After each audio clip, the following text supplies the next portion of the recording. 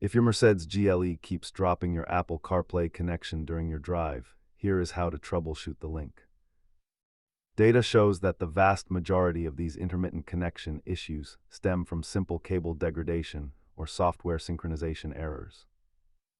Let us break down the diagnostic steps to restore your stability. Start by testing a brand new, certified cable, as frayed internal wires are the most frequent culprit for signal loss.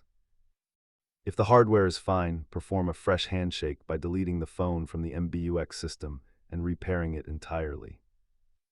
For persistent issues, perform a soft reset of the MBUX head unit by holding the power button until the screen restarts. Most issues are resolved at home, but if the port is physically loose, you will need a professional technician to replace the module. As you can see, the vast majority of these cases are solved by simply replacing the connection cable. Follow these final steps to clear any corrupted configuration files stored within the head unit memory. Keep these items in your glove box to quickly isolate connection problems while on the go.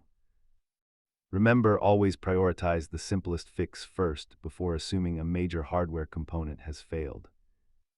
If this guide helped you restore your CarPlay, hit subscribe for more Mercedes troubleshooting tips.